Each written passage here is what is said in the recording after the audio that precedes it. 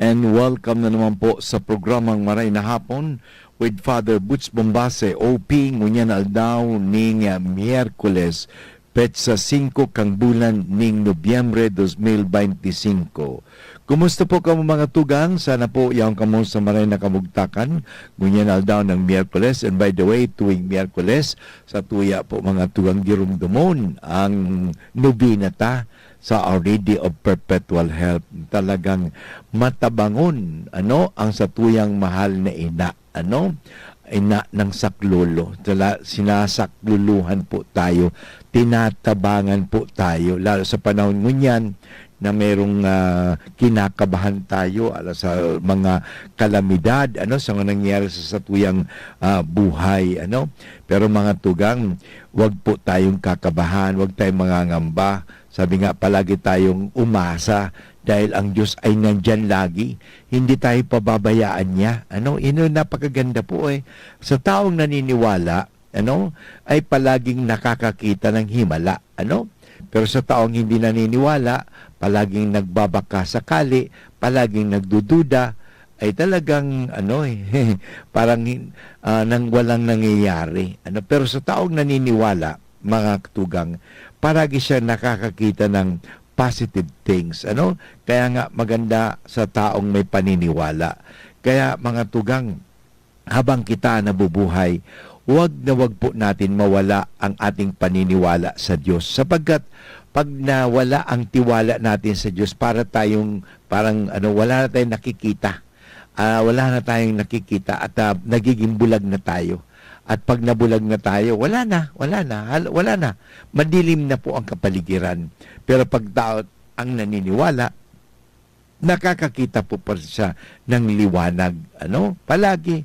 Dahil hindi siya pababayaan ng Diyos. Sabi ko nga tuwing tayo ay nagme-make the sign of the cross o nagkukrus, maliban sa tinatawag natin ang ngalan kang Ama at ng Anak at ng Espiritu Santo, pwede mong sabihin natin ito, mahal ako ng Diyos. Yun, mahal ako ng Diyos.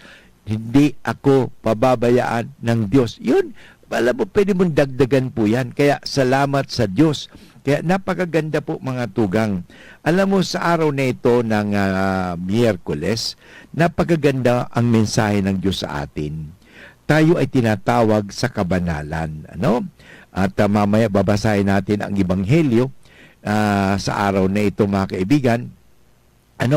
Tayo ay pinaaalalahanan na ang tawag sa atin ng Diyos ay maging banal.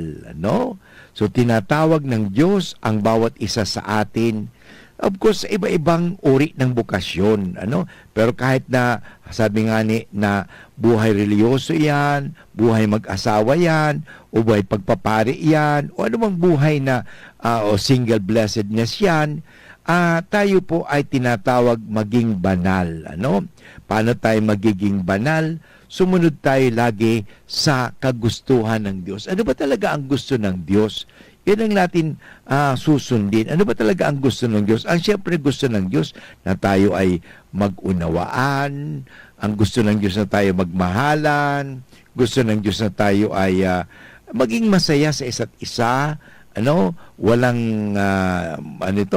panlalait, walang api-apihan, walang naghihirap, kundi tayo ay nagtutulong-tulungan.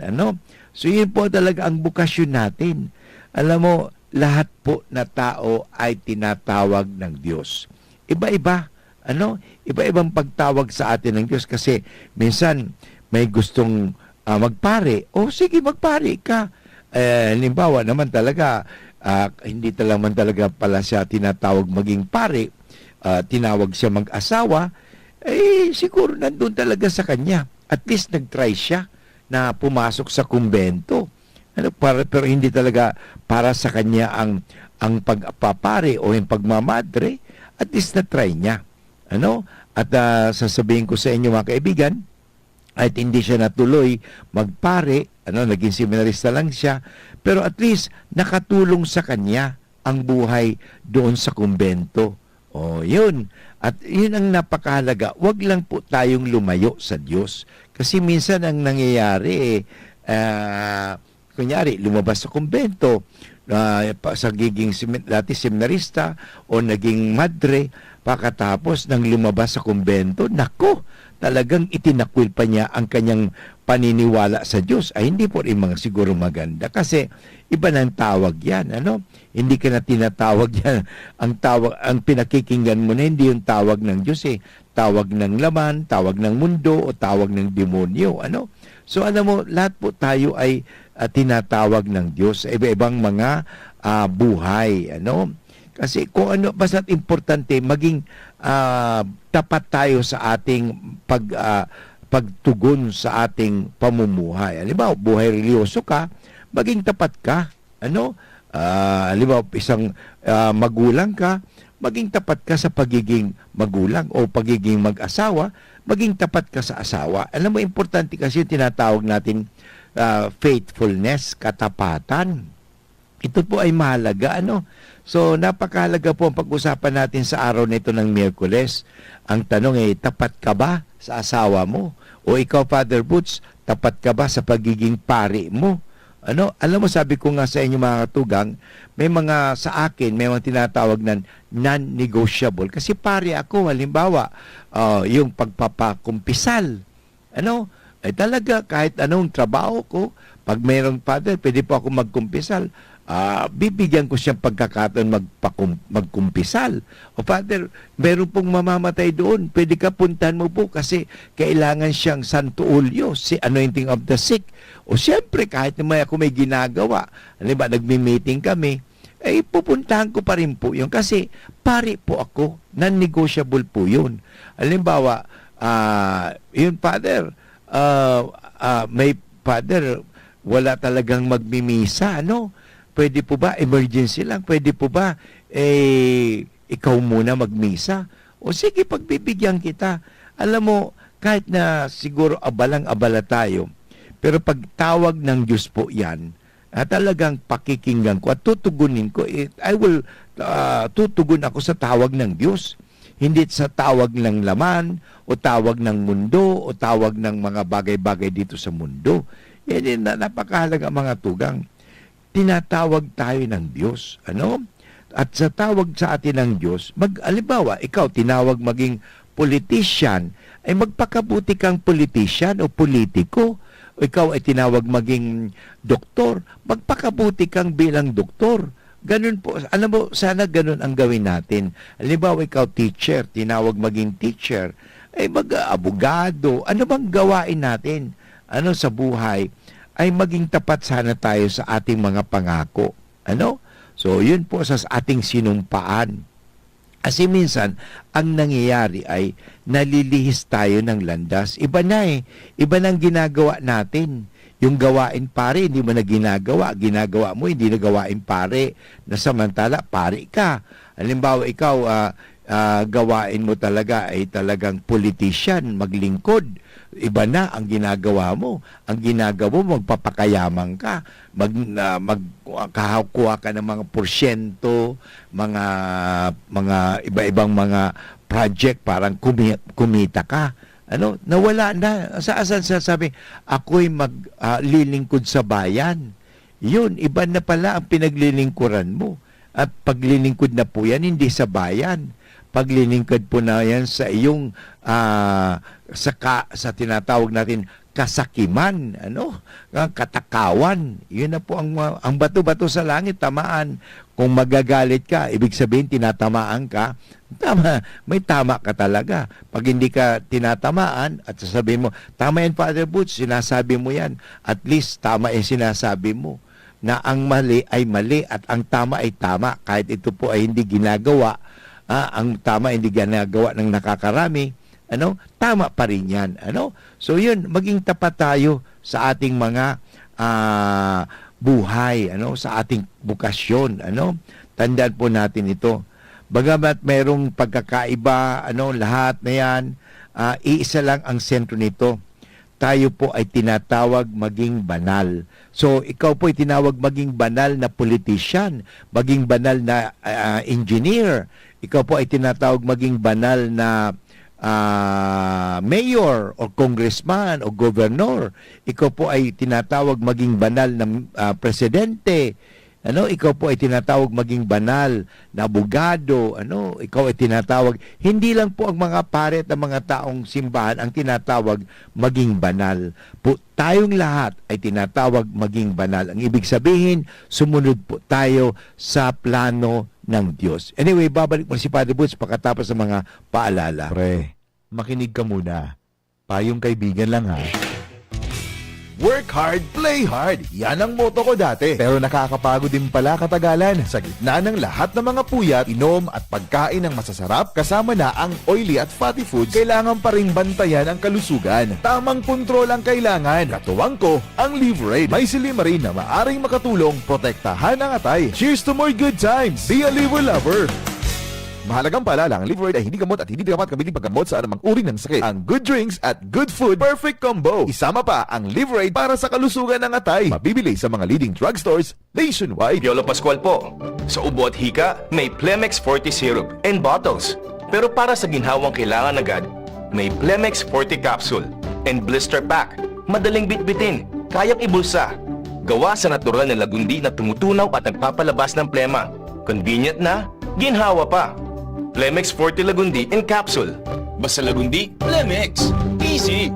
Vitex Segundo L is the generic name of Plemex Forte. If symptoms persist, consult your doctor. Serbisyong totoo, produktong garantisado. Madaling kaulay ang sindakol na rekomendasyon. May Uno Plus na kalidad. Mag-Uno Plus, mag-Uno Plus.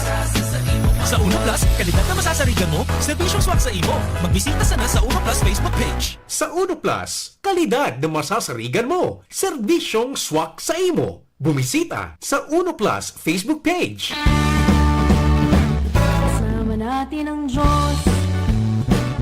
Di ako mangangamba. Di ako mababalisa. Kasama natin ang Diyos. Kasama natin ang Diyos. Di ako malulungkot. Di ako matatakot. Kasama natin ang Diyos. Okay, balik po kita giraray sa programa Maray na Hapon with Father Butch Pumbasi, OP. At ngayong araw nito ng Miyerkules, petsa 5 kang bulan ng Nobyembre 2025 sa tuwing ni pag-urulayan mga tugang, gabos po kita inaapod ng Diyos na maging banal, hindi maging hangal. Tayo po ay tinatawag sa English, we are all called to be holy, a call to holiness. Hindi lang po ang sinasabi ang mga tinatawag maging banal, yung magpapare, yung magmamadre, o pumapasok sa kumbento. Hindi po lahat na tao ay tinatawag maging banal. Bakit? Kasi ang Diyos banal. God is holy. And since God is holy and we were created in the images and likeness of God, so kinakailangan tayo ay maging banal. Kaya ito po ay pangapudan sa tuya. So, sabi ko nga kanina, bagamat may pagkakaiba, iba-iba, iba buhay religyoso, buhay pare, may pag-asawa, ang iba pagiging single blessed, iba-iba ang tawag sa atin, sa pamumuhay natin, iba-iba pa rin ang ating profession, pero ang lahat na ito, tayo ay tinatawag na maging banal. So, ibig sabihin, maging tapat tayo sa ating mga tungkulin, So, huwag po natin na sisirain ang plano ng Diyos para sa ating lahat. Gusto niya na tayo ay maging banal. Ano bang ibig sabihin talaga ng kabanalan? Napakagandang tanong yan. Ang kabanalan sa akin, ang kabanalan ay ang pagtutupad sa plano ng Diyos. Ano ba sasabi? Ano ba ang plano ng Diyos? Alam mo, na ipapakita ang plano ng Diyos sa kanyang mabuting salita. Kaya nakikita natin, unang-una, sa mga 10 utos ng Diyos, makikita natin ang plano ng Diyos. Ang plano ng Diyos na tayo magkaisa. Kaya may iisang Diyos lamang na dapat natin sambahin.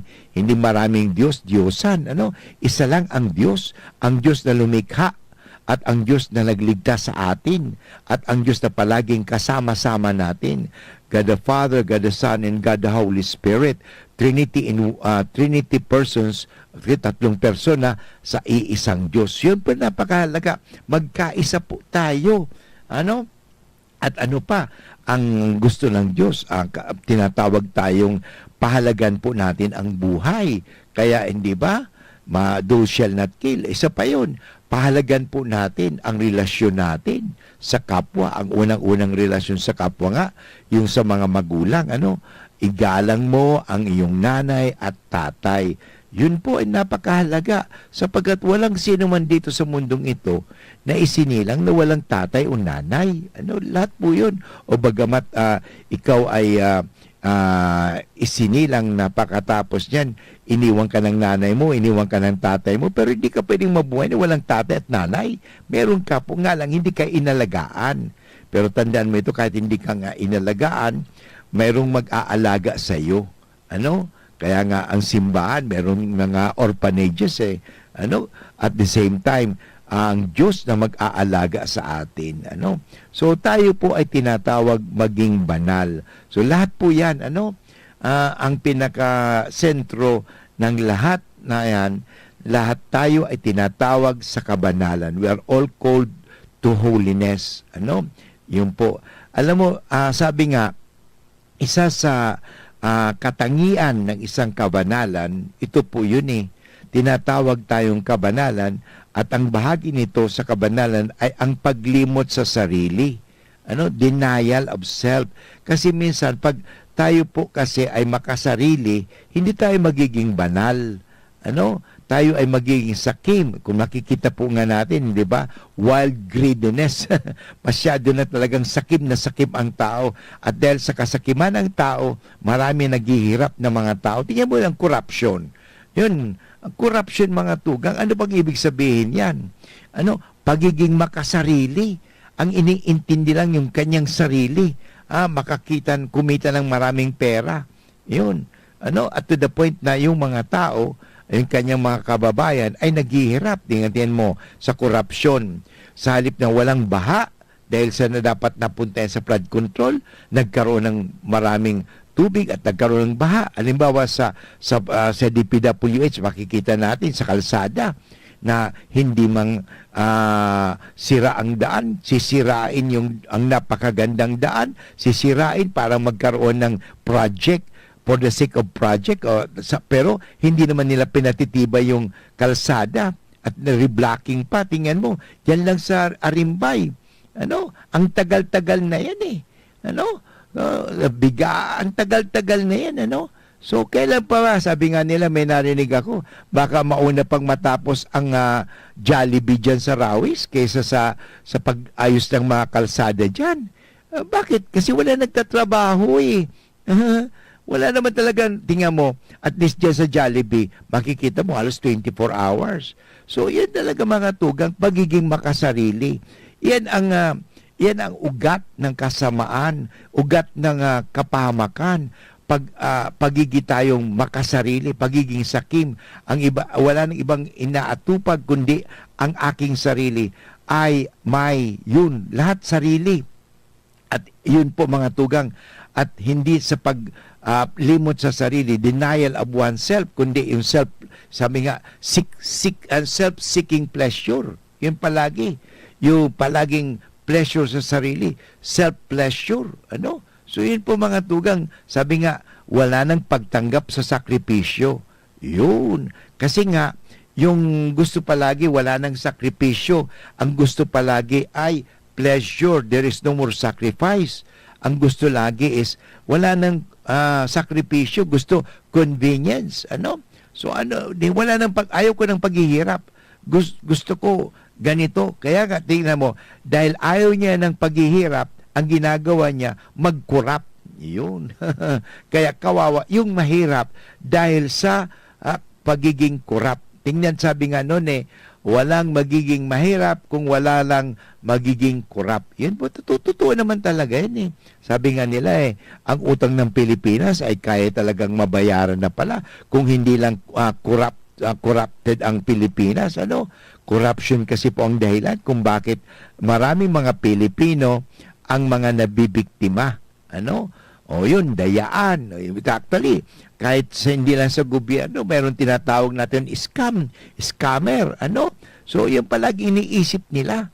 Paano ko kikita?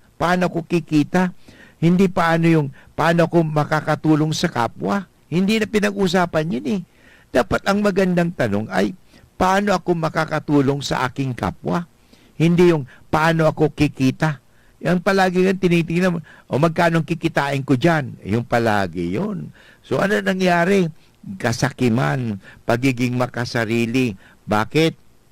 Ito po, ayaw natin limutin ang ating mga sarili. Kaya, ang number one qualification sa holiness is, sabi ba ni Kristo, deny yourself, take up your cross and follow me. Yun naman talagang, yan ang hamon ni Kristo sa atin, denial of oneself. Yun. Kasi, if you deny yourself, matututo kang magsakripisyo. Ay ngayon wala na. Sabihin mo, magsakripisyo tayo. Ikaw na lang magsakripisyo. Yun. Kami hindi. Gusto namin, hindi sakripisyo. Ang gusto namin, benepisyo lagi. May benepisyo. Tandaan natin na ang benepisyo mo, sakripisyo ng ibang tao. Kaya nga sabi, mga taxes na yan. Saan ba talaga napupunta yung mga taxes? Alam mo, dito sa Pilipinas, ang dami-daming taxes natin, di ba?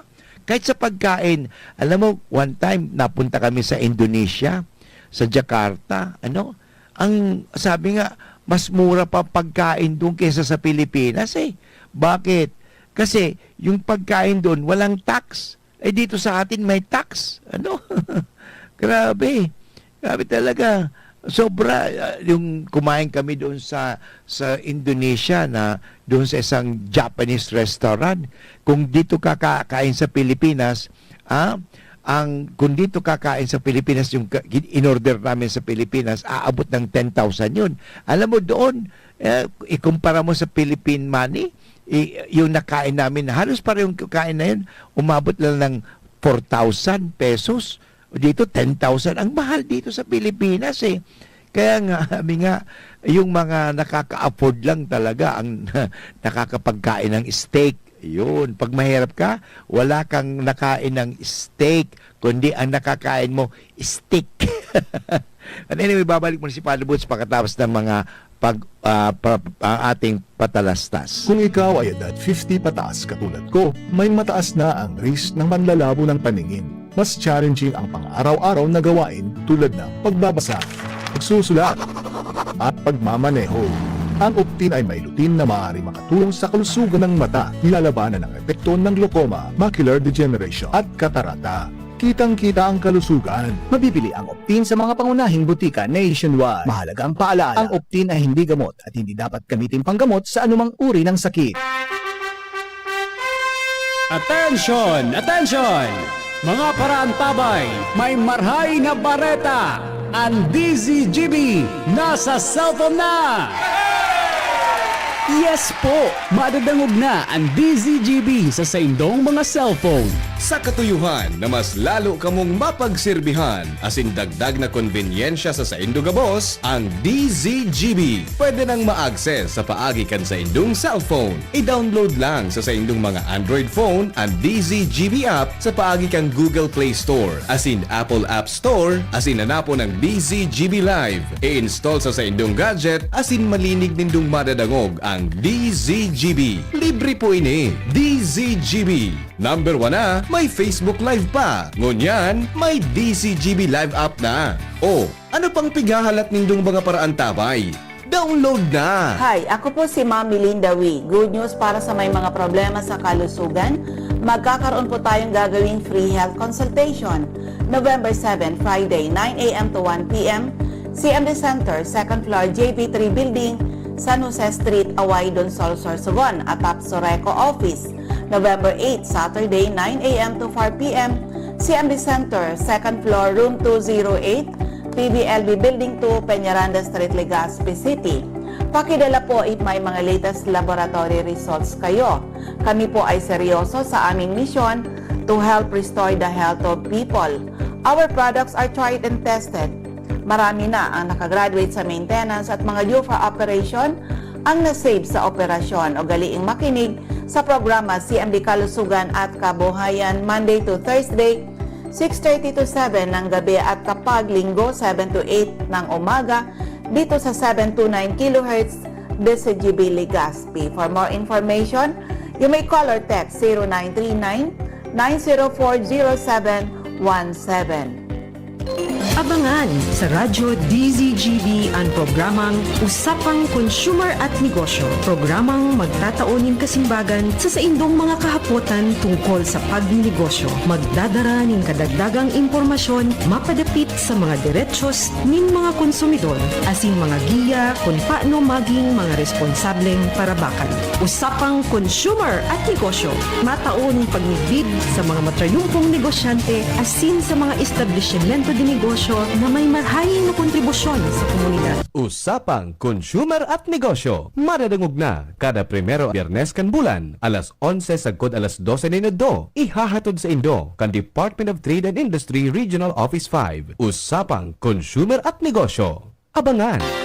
Inihahatod sa Indo kan Department of Environment and Natural Resources, Regional Office Number 5. Ang programang Kapalibutan Ta at Tamanon Ta. Kapalibutan Ta at Tamanon Ta. Programang magtataunin informasyon asin kaaraman manangod sa satuyang kapalibutan asin sa mandato kan Department of Environment and Natural Resources. Sa tunghinanyugon, kada Webes alas 11 sagkod alas 12 nin pagkaudto, Kapalibutan Ta at Tamanon Ta. Hatod sa Indo kang DENR Regional Office 5 asin kan istasyon na ini.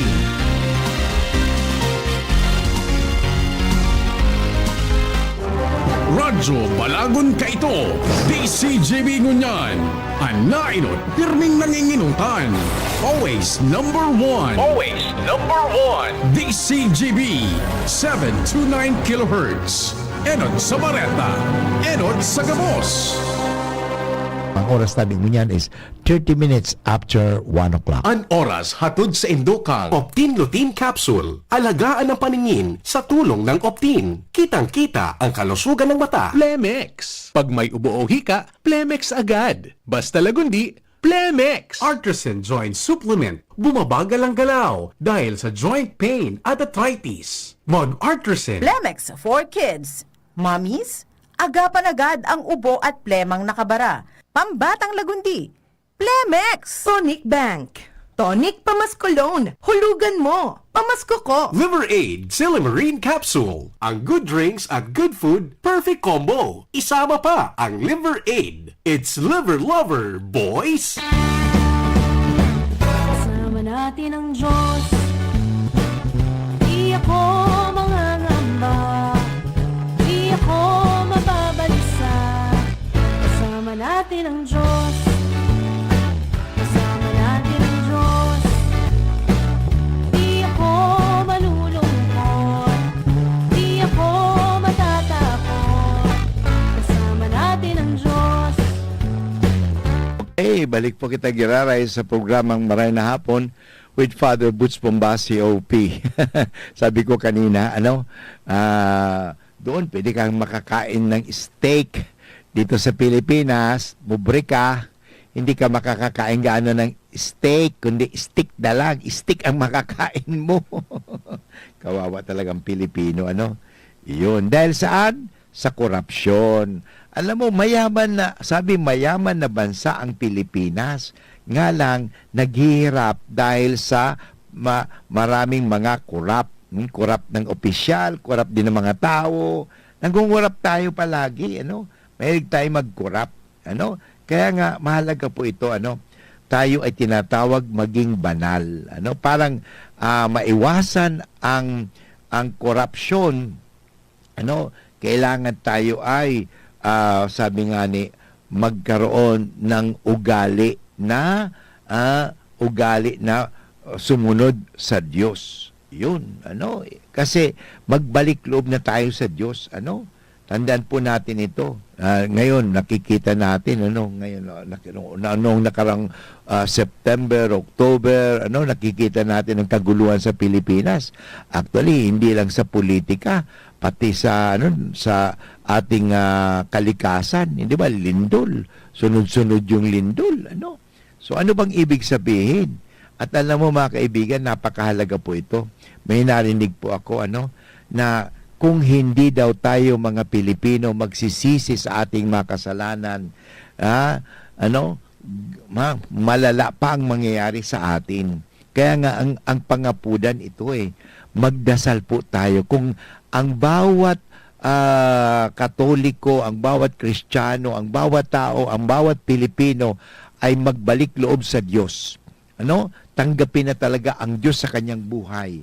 Talikdan na ang kasalanan, talikdan na ang pagnanakaw, talikdan na ang paglalait, talikdan na ang mga masamang gawain, at magbalik loob sa Diyos. Sabi nga, dapat talaga dito sa Pilipinas, kung pwede lang, mag-declare talaga ng day of fasting and prayer. Alam mo, ito po ang narinig ko doon sa isang manghuhula. Although hindi mo ako talaga naniniwala, pero nagkakatotoo yung nangyari sa kanya.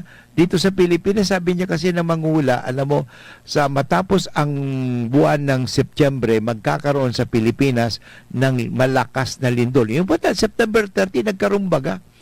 Sinabi niya yun, September 15. Hindi man sinabing exact date. Sabi niya, bago matapos, ang sabi niya bago matapos, hindi sinabing September 30.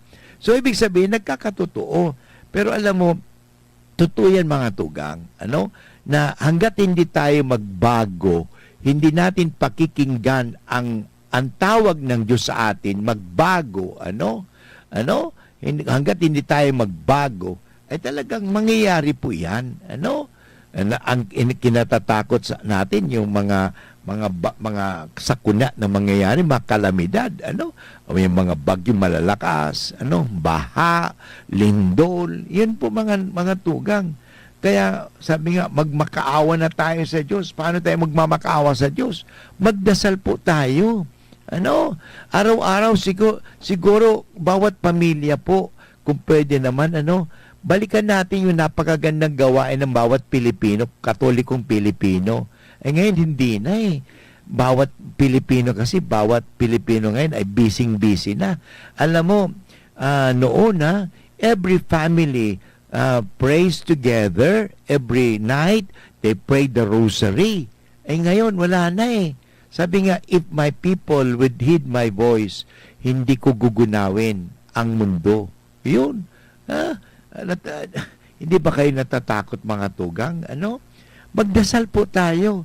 Sabi nga, maganda po ito talaga if we declare 3 days, day of prayer and fasting. Well, noong October 7, narinig po natin yun. Pangapudan kang CBCP na magkaroon tayo ng a day of prayer and repentance, pagsisisi sa ating makasalanan.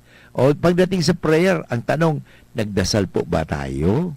Nagdasal po ba tayo? O at least nagdasal ng rosaryo?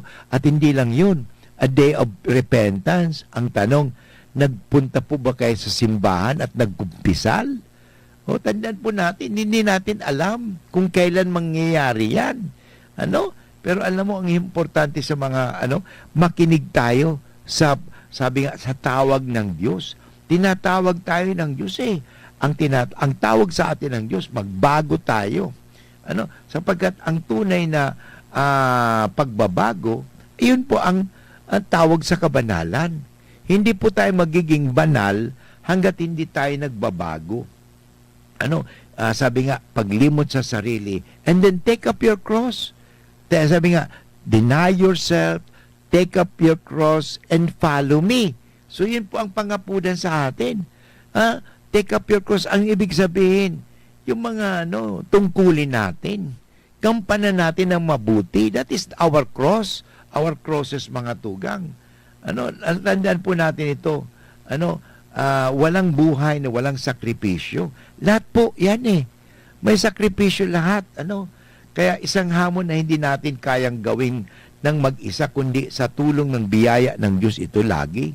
Ang hamon na pagpapakabuti, ang pagpapakabanal, ay nangangailangan talaga na ang grasya ng Diyos, nangangahulugan at pagtalikod sa sarili at pagsunod sa kalooban ng Diyos, kailangan po natin ang grasya ng Diyos, At ang grasya ng Diyos na yan, matatanggap po natin yan kung tayo ay magbalik loob sa Diyos.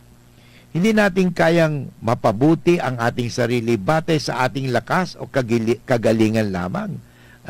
Sapagkat, mahina tayo. Kaya kailangan natin ang Diyos. Sabi ko nga, people need the Lord. Importante, we need the Lord. Kailangan natin ang Diyos may mga tao ngayon, may mga tao pa rin ngayon na hindi nabubuhay na may Diyos Ang Diyos nila ay mga Diyos-Diyosan. Pera, katanyagan, kayamanan, kamunduhan. Yan ang Diyos-Diyosan nila Sinasamba nila ang pera. Sinasamba nila ang kapangyarihan. Sinasamba nila ang mundo. Yan ang Diyos-Diyosan nila. Kaya sana mga tugang, napakahalaga po itong sabi nga, pangapudan, o pagtawag sa atin ng Diyos na magpakabuti, magbago, magpakabanal, at ito po ay pagtalikod sa ating mga kasalanan at pagtalikod sa ating mga sarili at lalong-lalo na pagsunod sa kagustuhan ng Diyos. Ano ang gusto ng Diyos? Sabi ko nga sa inyo, anong gusto ng Diyos? Na tayo ay magmahalan, magtulungan, walang magiging mahirap, lahat tayo ay masabi natin na nakakayanan natin ang lahat kasi tayo ay nagtutulong-tulungan. So yan po mga tugang. Pero sabi ko, ulitin ko hindi natin kayang mapabuti ang ating sarili batay sa sariling lakas lamang o kagalingan sapagkat lahat po ay mula sa Diyos. Kaya nga, sa ating pagsusumikap na tupdin ang kalooban ng Diyos, hindi lang ang ating sariling kabutihan at kabanalan ang nababanaagan, kundi ang kabutihan at kabanalan ng Diyos na nagbabahagi ng mga ito sa atin. Kaya nga, hindi po talaga kaya natin yan. Dahil nga sabi nga, may kasalanan ang tao. Kaya kailangan natin ang Diyos. Yun. Kailangan po natin ang Diyos.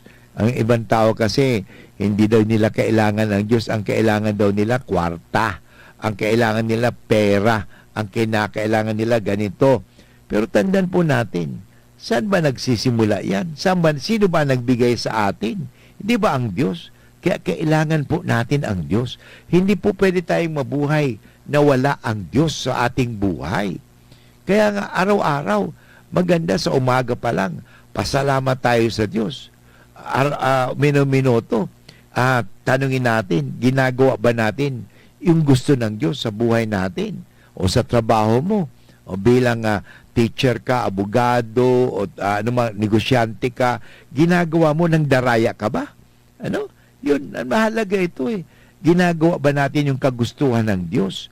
O yun. Kaya babalik na rin natin, palagi sabi nga, ikukumpara natin ang ating mga sarili kay Kristo. Ang nga doon may pelikula doon sa Amerika, What Would Jesus Do? Yun. Ano kaya ang gagawin ni Kristo sa panahon na yan? Okay? Halimbawa, nasa sitwasyon ka. Ano kaya ang gagawin ni Kristo kung buhay siya dito sa mundong ito? What would Jesus do? Yan napakahalaga. So ito mga tugang ay bahagi ng pagiging Kristiyano. Ang maging instrumento, kasangkapan upang maipakita natin sa mundo ang kabanalan, pag-ibig at lalong-lalo na ang kadakalaan ng Diyos. Anyway, sa pagbalik ko mga kaibigan, aking babasahin na ang mabuting balita na nagbibigay sa atin ng inspirasyon sa araw na ito na nagsasabi sa atin, tayong lahat ay tinatawag ng Diyos maging banal. Babalik mo si Padre Woods pagkatapos sa mga paalala. Ubo ng anak, nakababahala, baka plema. Para dyan, Plemex for Kids ang pambato ko. Ang Plemex for Kids ay gawa sa lagundi. Tinutunaw at pinalalabas ang plema. Ginhawa para sa bata, peace of mind para kay mommy. Camille Pratsiambao po, nagfe-flex for Plemex. Ang batang Lagundi, Plemex! Vitex Segundo L is the generic name of Plemex for kids. If symptoms persist, consult your doctor. Mommies, agapan agad ang ubo at plemang nakabara. Pambatang lagundi, Plemex! Tonic Bank, Pamascolone, Tonic Bank. Low monthly payments, kami dito. And in just a few minutes, aprobado.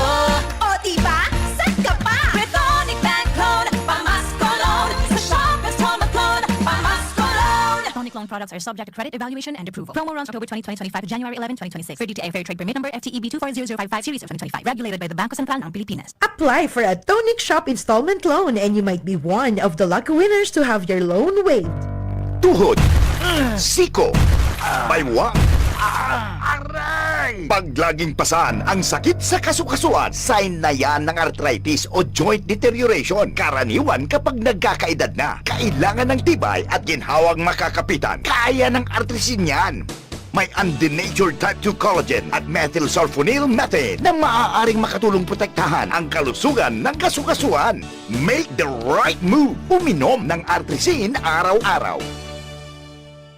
Mabibili ang artrisin sa mga leading drugstores nationwide. Mahalaga ang paalala, ang artrisin ay hindi gamot at hindi maaaring gamitin panggamot sa anumang uri ng sakit. Huwag baliwalain ang kirot na nararamdaman sa tuhod. Baka hindi lang yan joint pain, kundi sintomas ng arthritis. With proper diet and exercise, uminom ng artrisin. Ang artrisin ay undenatured type 2 collagen at methylsulfonyl methane supplement na maaring makatulong protektahan ang kasukasuan. Ito ay may antioxidant at anti-inflammatory properties na tumutulong labanan ang epekto ng arthritis tulad ng pananakit ng kasukasuan, pagkasira ng buto at limitadong paggalaw. Sa tulong ng artrisin, maaring mas tumibay ang cartilage, ligaments, tendons at synovial fluid na bumubuo sa kasukasuan. Mas flexible gumalaw, kayang-kaya maglakad o mag-jogging. Mabibili ang artrisin sa mga pangunahing butika nationwide. Make the right move.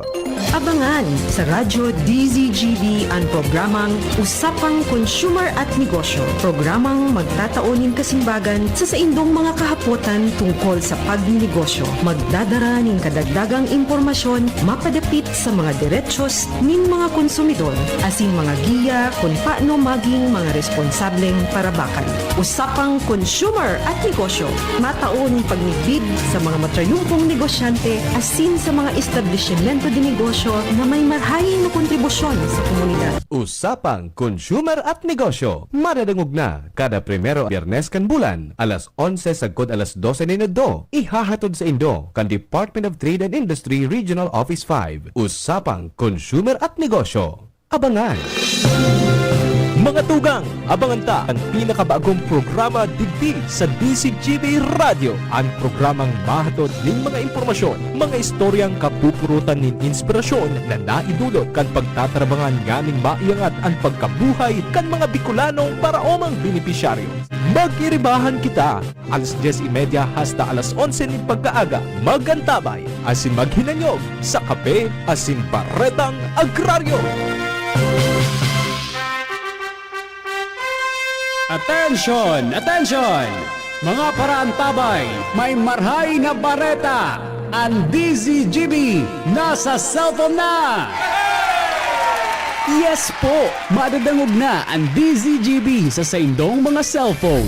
Sa katuyuhan na mas lalo kamong mapagsilbihan asin dagdag na konbinyensya sa saindo gabos, ang DZGB pwede nang ma-access sa paagi kan sa indong cellphone. I-download lang sa saindong mga Android phone ang DZGB app sa paagi kan Google Play Store asin Apple App Store asin nanapo ng DZGB Live. I-install sa saindong gadget asin malinig nindong madadangog ang DZGB. Libre po ini. DZGB. Number 1 na, may Facebook Live pa. Ngunyan, may DZGB Live app na. O, ano pang pigahalat nindong mga paraan tabay? Download na! Kasama natin ang Diyos. Di ako mangangamba. Di ako mababalisa. Kasama natin ang Diyos. Kasama natin ang Diyos. Di ako malulungkot. Di ako matatakot. Okay, dumaan ko na po tayo sa huling bahagi ng ating programang Maray na Hapon with Father Butch Bombasi, hoping niya na aldaw ng Miyerkules at ating tinatalakay nga po ito na tayong lahat ay tinatawag maging banal. Ano? At kung ikaw ay banal, ikaw ay maging kapaki-pakinabang. Kasi ang tunay na banal ay nakapaki-pakinabang po siya. Hindi siya useless, kundi siya po ay useful. Kasi ang kabanalan ay nakakatulong talaga yan eh. Ang taong banal, tingnan mo, nakakatulong sa kapwa. Ang taong banal ay handang maglingkod. Yun.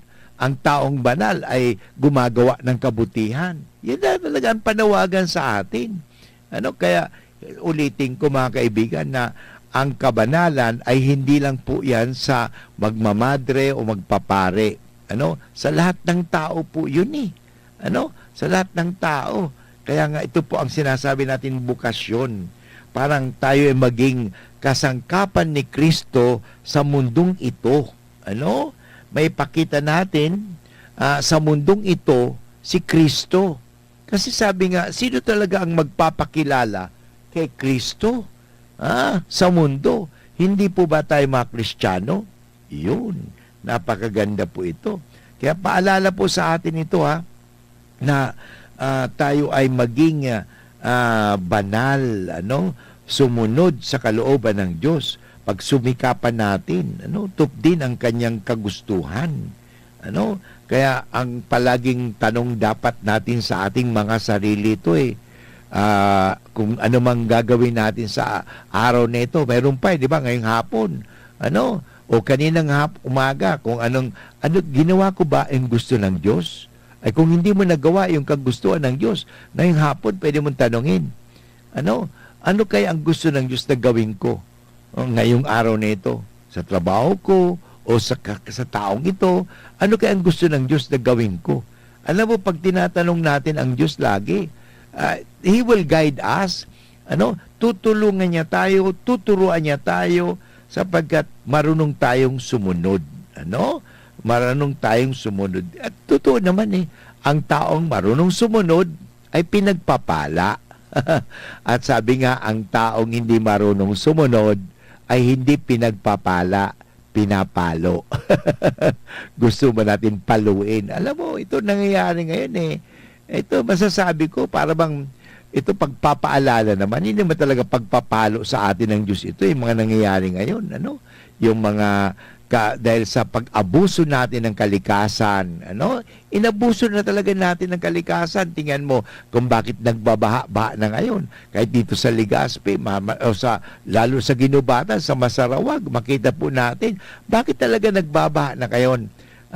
Kasi nga, inabuso po natin ang kalikasan. Doon nga sa dasal na Oratio Imperata, meron po kasi nakalagay doon padusang balos. Ay, delikado po yun Padusang balos. may balos na padusa. Sana hindi padusa ang balos. Sa kaginawawahan ang balos. Pero dahil sa ating pagiging makasarili, sa ating pagiging sakim, gahanid, or whatever, sobrang-sobra na talagang akala mo siya na ang Diyos. Yan pa problema pala. May mga taong akala mo kung sino na sila.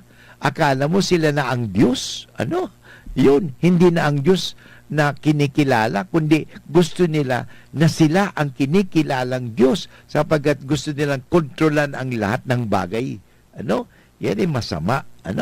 Kaya itong halimbawa ngayon, itong mabuting balita nagpapaalala sa atin ayon kay San Lucas Kabanata 14, talata 25 hanggang 33, ito po ang ebanghelyo sa araw na ito ng Miyerkules, ika-31st week in ordinary time. Basahin ko mga tugang. Habang naglalakad ang napakaraming tao na kasama ni Jesus, humarap siya sa kanila at sinabi, "Kung may dumating sa akin na di nagtatakwil sa pag-ibig sa kanyang ama at ina, asawa at mga anak, at mga kapatid na lalaki at babae, at maging sa kanyang sarili, hindi siya pwedeng maging alagad ko." at hindi pwedeng maging alagad ko at di napapasan ang kanyang krus sa pagsunod sa akin. At paano kung may magbalak magtayo ng silungan ng bantay sa bukid? Di ba't uupo muna siya at tatansyain ang gastos para malaman kung may sapat siya para maipatapos iyon? Sapagkat kung mailagay niya ang pundasyon at hindi naman niya iyon maipatatapos, pagtatawanan lamang siya ng lahat. Hayan ang nagsimulang magtayo at hindi maipatapos. At paano kung may haring nakikipagharap sa ibang hari? Di ba't uupo muna siya para mag-isip kung niya kaya ang 10,000 kasama niya na harapin ang dumarating na 20,000? At kung hindi naman, malayo pa ang isa, magpapadala na siya ng mga sugo para makipag-areglo. Gayon din sa inyo. Hindi pwede maging alagad ko ang di tumatalikod sa lahat sa kanya. Ito mga kaibigan ang napakagandang balita sa araw nito ng Miyerkules na nagpapaalala sa atin na tayong lahat ay maging banal. At sabi nga, bibigyan natin ng priority ang Diyos. Sa akin, tawag yan non-negotiable. Priority. Ang Diyos ay priority. Priority ang Diyos eh. Yun. Napakahalaga po yun mga tugang. Priority ang Diyos sa buhay natin. Hindi yung ang Diyos ay number 10. Kundi dapat ang Diyos number 1. Kaya sabi nga dito, si Jesus sabi nga, kung may dumating sa akin na di nagtatakwil sa pag-ibig ng kanyang ama't ina, asawa at anak. So, ibig sabihin naman dito ay we have to prioritize. Unahin talaga natin ang Diyos. Sabi nga sa Bible, di ba? Seek first the kingdom of God and everything will be added unto you. At saka sabi dito, maganda po ito na may foresight po tayo. Hindi tayo basta gagawa ng mga bagay na hindi natin pinag-iisipan. Mahalaga po ito pinaghahandaan, pinag-iisipan, at talagang sabi, may sakripisyo talaga dyan. Kaya yun, sa pagtabi nga dito pagtatawanan lamang siya ng lahat. Hayan ang simulang magtayo at hindi maipatapos. Yun. So, ang ibig sabihin ng Panginoon sa atin na talagang pagsumikapan natin. Kaya pagsumikapan po natin. Itong sa huling talata, napakaganda po itong hamon sa atin. Hindi pwedeng maging alagad ko ang di tumatalikod sa lahat ng kanya. So, inibig sarili. Yun, dapat tatalikuran talaga natin. Ang ibig sabihin, kaya nga, pananampalataya. Paniniwala, at ikaw tumataya. So, ganun po talaga ang tunay na pananampalataya. Ikaw ay tumataya. Ibinibigay mo ang iyong sarili. In other words, sinusuko mo ang iyong sarili. Kasi ang tunay na pagtubod sa Diyos ay pagsusuko.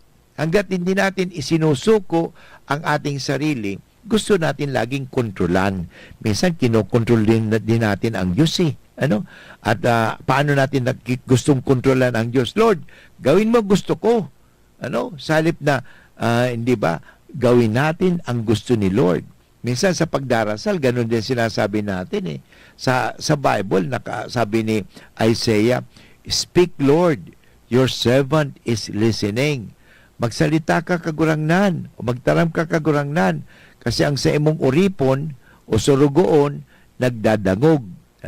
Ay baliktad ngun yan Ang sinasabi kagurangnan, magdangog ka, taang sa imong surugoon, nagtataram. Grabe. Kasi ang problema sa ating mga tugang, gusto natin palaging mag-control. Alam mo, kahit anong gawin mo, dahil ang tao po ay limitado. We are all limited beings. Hindi po natin pwedeng kontrolan ang lahat. Alam mo, ang pwede mong kontrolan? Sarili mo. Kontrolan mo ang sarili mo. Kontrolan mo ang mga ugali mo, kontrolan mo ang mga gusto mong sabihin. Yan na po ang tunay na kabanalan. Ang pagsuko sa Diyos at ang pagkukontrol sa ating mga sarili.